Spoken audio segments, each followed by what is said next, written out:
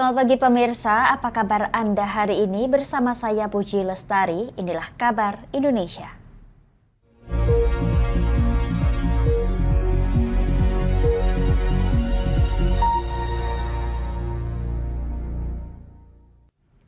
Pemirsa, Polrestabes Surabaya mengungkap kasus pencurian barang-barang berharga di dalam mobil dengan modus jebak ban mobil menggunakan paku di kawasan lampu merah yang sempat viral di media sosial hingga meresahkan masyarakat.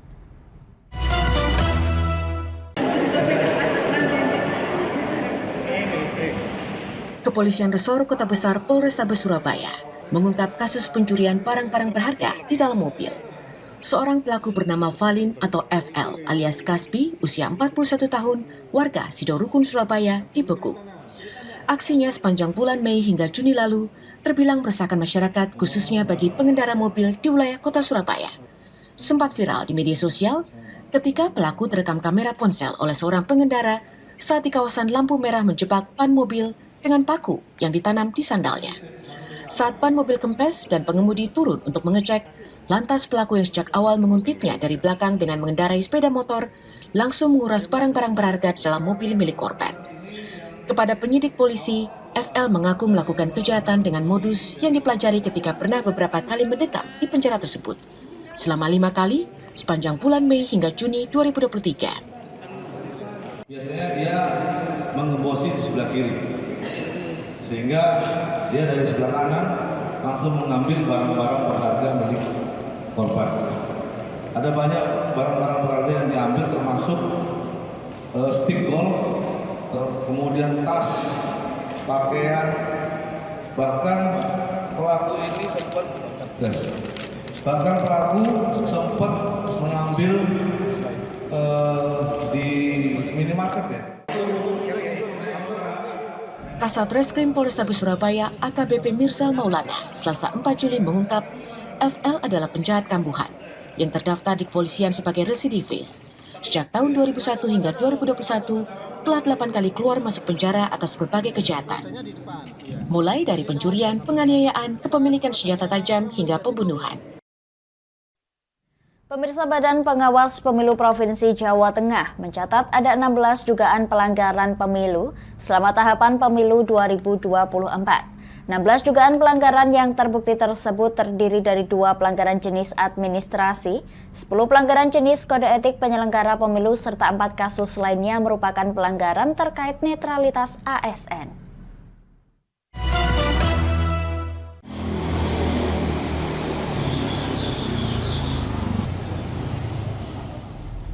Selama tahapan pemilu 2024, Badan Pengawas Pemilu atau Bawaslu Provinsi Jawa Tengah telah menangani 52 kasus dugaan pelanggaran pemilu yang tersebar di berbagai kabupaten kota di Jateng. Dari jumlah tersebut, sebanyak 16 terbukti sebagai pelanggaran, sementara 36 lainnya dinyatakan bukan merupakan pelanggaran pemilu. Koordinator Divisi Humas dan Hubungan Antar Lembaga Bawaslu Jateng, Muhammad Rofiuddin, di Kota Semarang pada Selasa 4 Juli 2023 menyatakan penanganan dugaan pelanggaran pemilu 2024 di Jawa Tengah per 15 Juni menunjukkan bahwa 16 dugaan pelanggaran yang terbukti tersebut terdiri dari 2 pelanggaran jenis administrasi, 10 pelanggaran jenis kode etik penyelenggara pemilu, serta 4 merupakan pelanggaran hukum lainnya.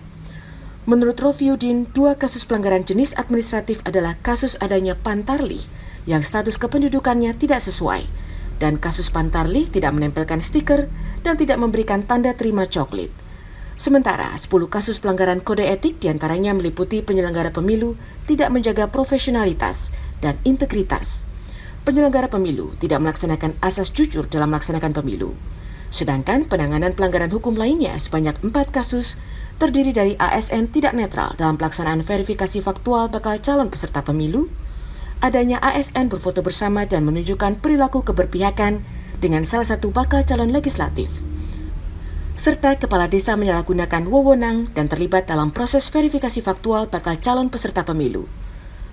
Terkait adanya pelanggaran netralitas ASN, pihak Bawaslu Jateng telah merekomendasikan kasus pelanggaran tersebut kepada Komisi Aparatur Sipil Negara atau KASN untuk pemberian sanksi bagi ASN pelanggar.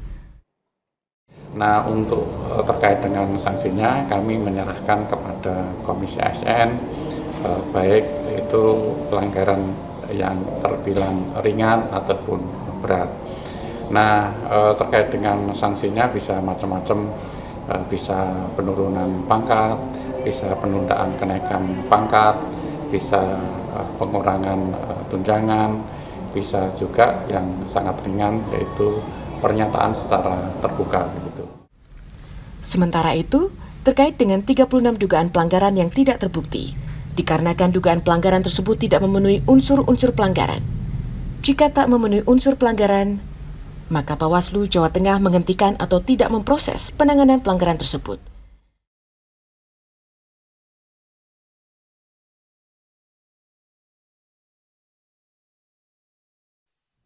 Kami akan jeda sejenak pemirsa, tetap bersama kami di Kabar Indonesia.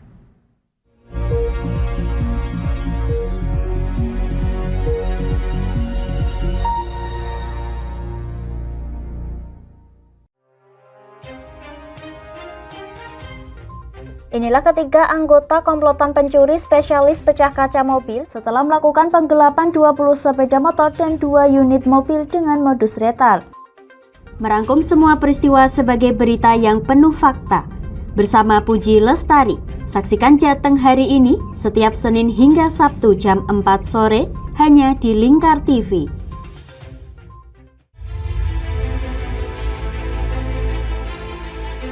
Memberikan pinjaman uang kepada saya dengan bunga 8% per bulan. Membedah opini narasumber, menggali lebih dalam untuk mendapatkan perspektif baru yang lebih faktual. Masalahnya, nota perbaikan kapal itu semua ada di saya. Kenapa Tomo bisa menunjukkan? Demi mendapatkan informasi yang solutif dan terpercaya dalam Bedah Opini. Setiap Rabu jam 11 siang hanya di Lingkar TV.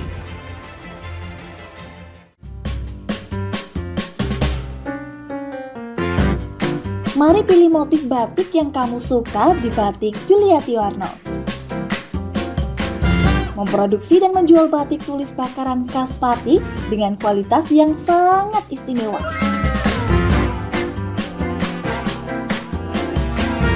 Cocok buat oleh-oleh, seserahan, bahkan untuk baju nikahan loh.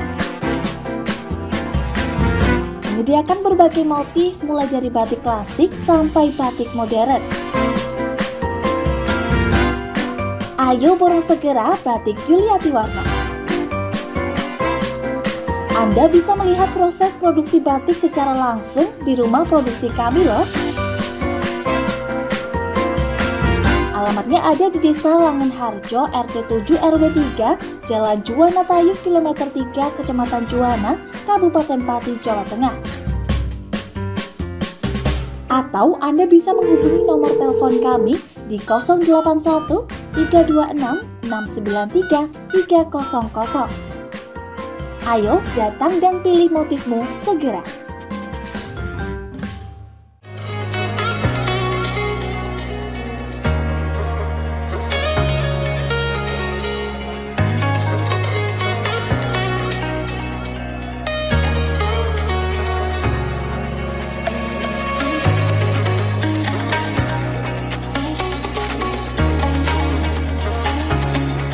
Hatta Kastor Pati, surganya alat tulis dan perlengkapan sekolah serta kantor. Mau cari buku? Ada. Mau cari alat tulis? Ada dong pastinya. Atau mau cari tas? Juga ada.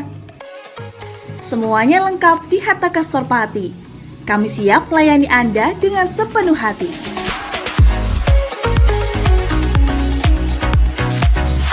Alamat kami ada di Jalan Pemuda nomor 204 Kabupaten Pati. Buka dari jam 8 pagi sampai jam setengah 9 malam. Anda mau cari kami di e-commerce? Juga tersedia. Atau Anda bisa mengunjungi Instagram dan TikTok kami di @hataka.official. Ayo, tunggu apa lagi? Penuhi kebutuhan alat tulis dan aksesoris sekolah serta kantor Anda di Hatta Kastor Pati. Ada buku, ada meja. Yuk beli di Hatta Kastor aja.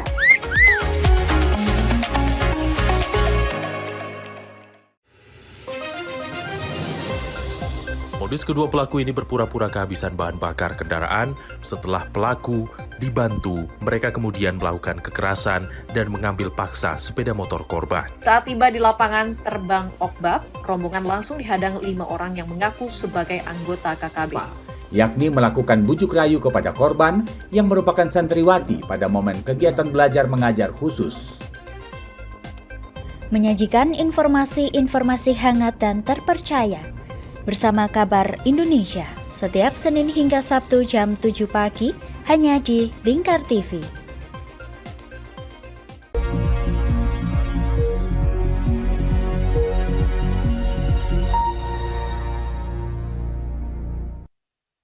Anda masih menyaksikan Kabar Indonesia pemirsa. Menteri Pekerjaan Umum dan Perumahan Rakyat Basuki Hadi Mulyono menyebut Jakarta International Stadium akan diperbaiki dalam beberapa aspek agar bisa diusulkan menjadi Stadion Piala Dunia U17 2023 di Indonesia. Salah satunya adalah penggantian rumput berstandar Badan Sepak Bola Dunia atau FIFA dengan dana sebesar 6 miliar rupiah.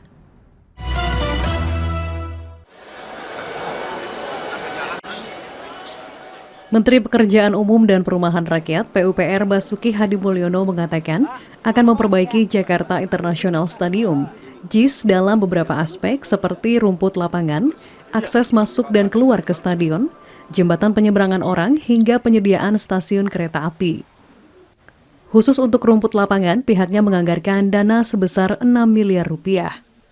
Hal ini dilakukan agar JIS bisa menjadi salah satu stadion yang diusulkan kepada Badan Sepak Bola Dunia, FIFA, untuk dapat digunakan dalam ajang Piala Dunia U17 yang diselenggarakan di Indonesia pada tahun ini.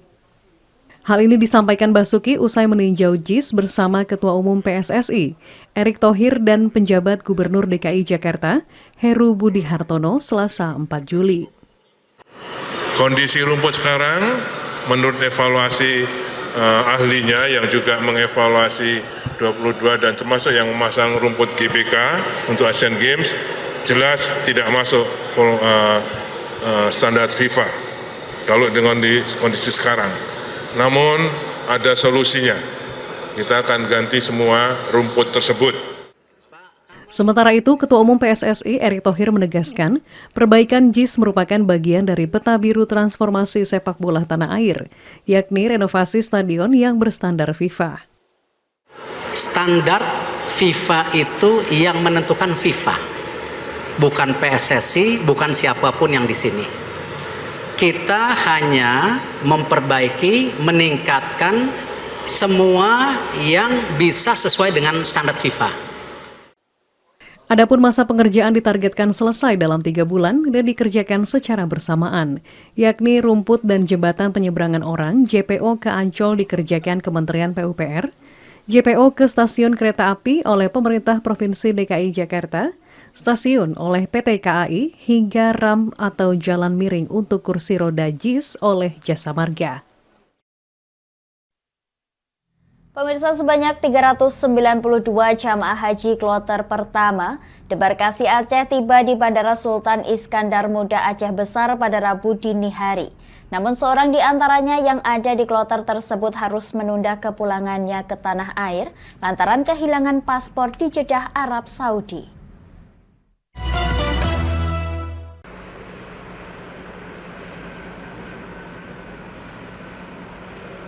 Sebanyak 392 orang jamaah haji kelompok terbang pertama debarkasi Aceh tiba di Bandara Sultan Iskandar Muda Belang Bintang Aceh Besar pada 5 Juli sekitar pukul 3.20 waktu Indonesia Barat.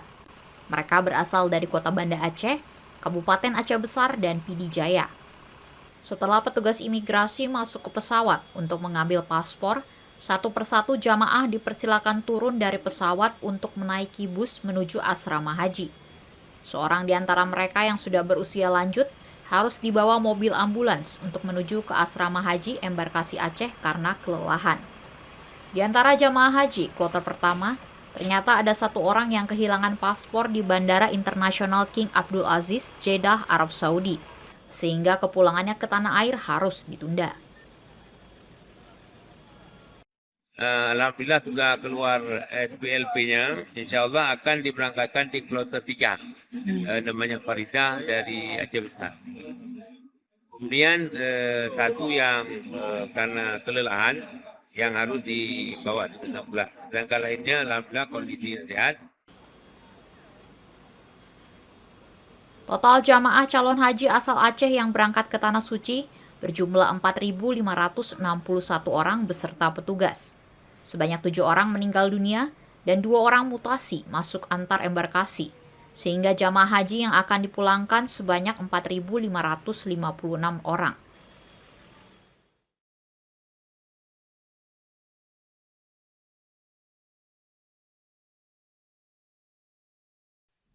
Kami akan jeda sejenak pemirsa, tetap bersama kami di Kabar Indonesia.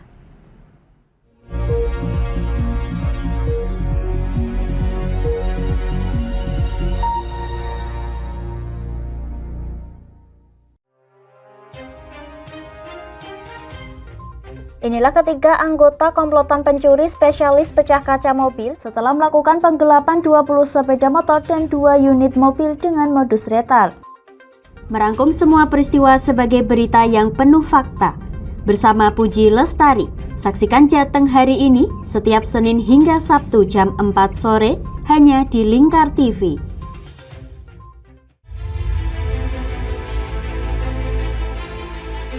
Memberikan pinjaman uang kepada saya dengan bunga 8% per bulan. Membedah opini narasumber, menggali lebih dalam untuk mendapatkan perspektif baru yang lebih faktual. Masalahnya, nota perbaikan kapal itu semua ada di saya. Kenapa Tomo bisa menunjukkan? Demi mendapatkan informasi yang solutif dan terpercaya dalam Bedah Opini. Setiap Rabu jam 11 siang hanya di Lingkar TV.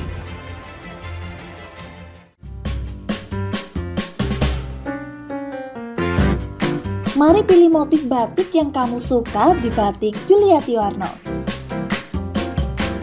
Memproduksi dan menjual batik tulis bakaran khas Pati dengan kualitas yang sangat istimewa.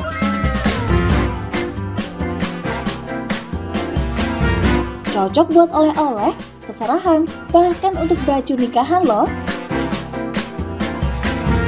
Menyediakan berbagai motif mulai dari batik klasik sampai batik modern.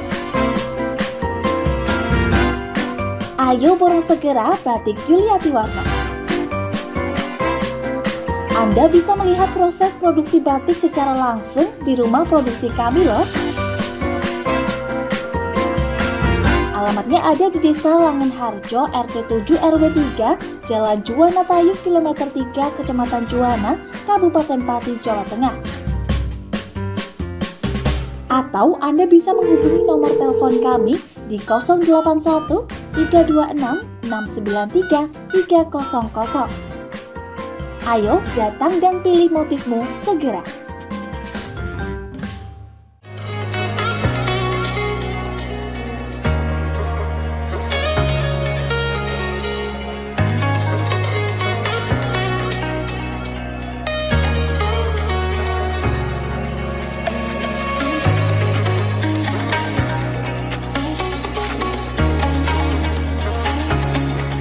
Hatta Kastor Pati, surganya alat tulis dan perlengkapan sekolah serta kantor. Mau cari buku? Ada. Mau cari alat tulis? Ada dong pastinya. Atau mau cari tas? Juga ada. Semuanya lengkap di Hatta Kastor Pati. Kami siap melayani Anda dengan sepenuh hati.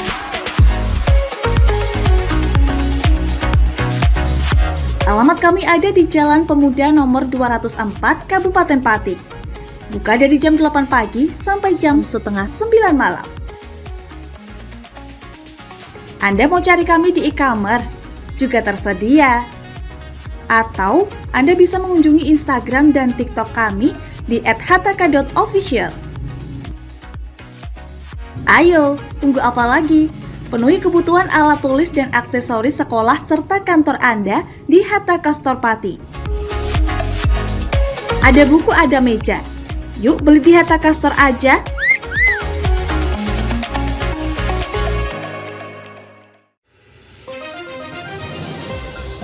Modus kedua pelaku ini berpura-pura kehabisan bahan bakar kendaraan. Setelah pelaku dibantu, mereka kemudian melakukan kekerasan dan mengambil paksa sepeda motor korban. Saat tiba di lapangan terbang Okbab, rombongan langsung dihadang 5 orang yang mengaku sebagai anggota KKB. Yakni melakukan bujuk rayu kepada korban yang merupakan santriwati pada momen kegiatan belajar mengajar khusus. Menyajikan informasi-informasi hangat dan terpercaya bersama Kabar Indonesia setiap Senin hingga Sabtu jam 7 pagi hanya di Lingkar TV.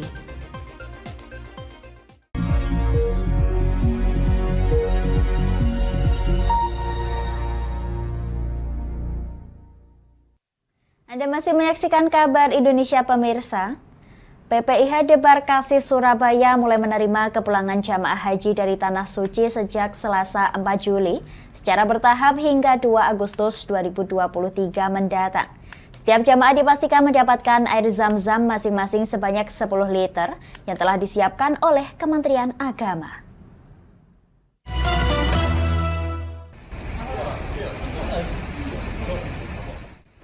Panitia penyelenggara ibadah haji PPIH Debarkasi Surabaya memastikan setiap jamaah haji membawa pulang air zam-zam masing-masing sebanyak 10 liter yang telah disiapkan oleh Kementerian Agama.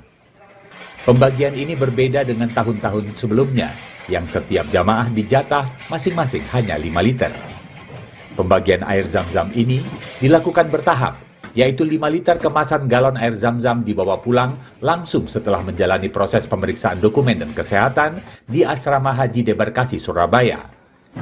5 liter kemasan galon air zam-zam berikutnya dibagikan setelah tiba di daerah masing-masing.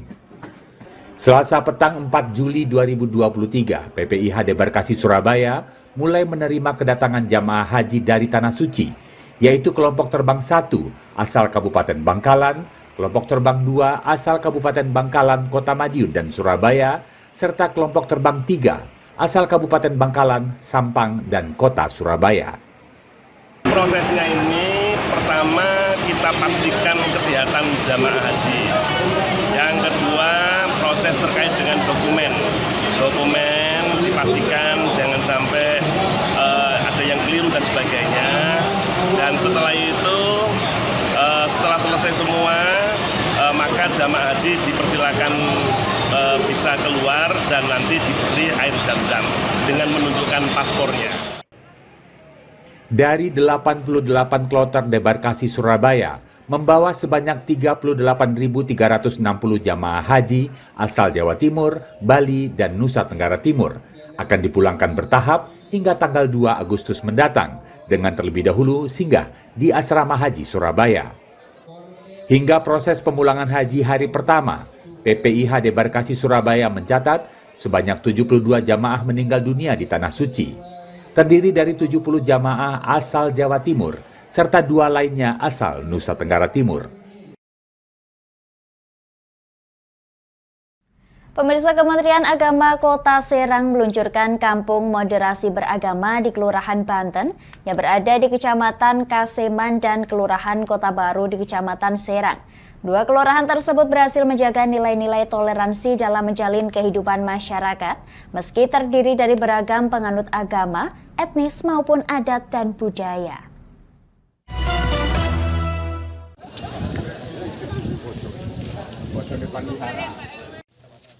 Kementerian Agama Kota Serang meluncurkan Kampung Moderasi Beragama KMB di Kelurahan Banten yang berada di Kecamatan Kasemen dan Kelurahan Kota Baru di Kecamatan Serang pada Selasa 4 Juli.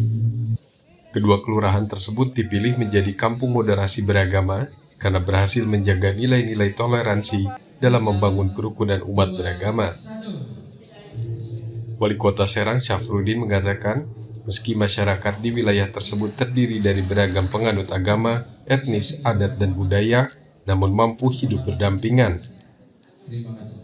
Sejak masa Kesultanan Banten di wilayah Kelurahan Banten, telah berdiri rumah ibadah Masjid Agung Banten berdampingan dengan Wihara Avalokitesvara yang tinggal di sekitar lingkungan pecinan.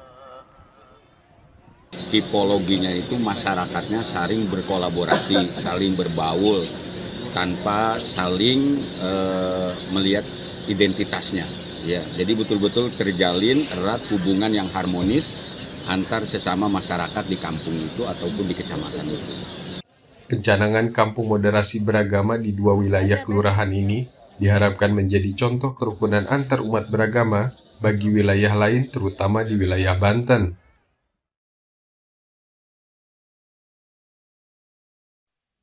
Pemirsa, Menteri Pertanian Syahrul Yassin Limpo meminta pemerintah daerah untuk segera menyiapkan lumbung pangan di daerahnya masing-masing guna mengantisipasi dampak El Nino yang bisa sangat berbahaya jika tidak diantisipasi secara tepat dan cepat.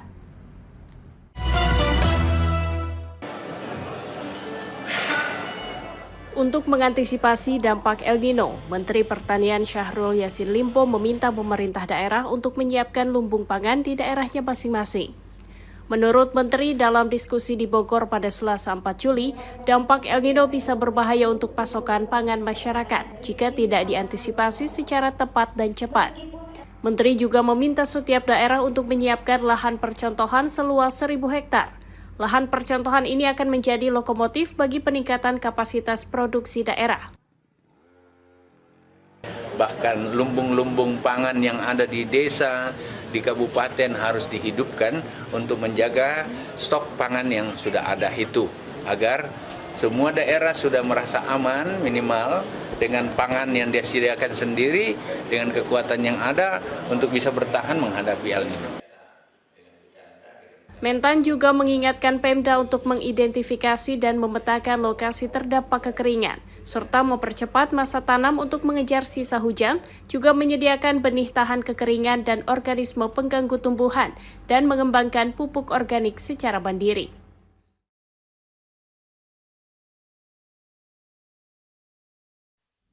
Demikian kabar Indonesia pemirsa, nantikan kabar Indonesia selanjutnya hanya di Lingkar TV. Saya Puji Lestari pamit dari hadapan Anda, selamat melanjutkan aktivitas Anda, selamat pagi dan sampai jumpa.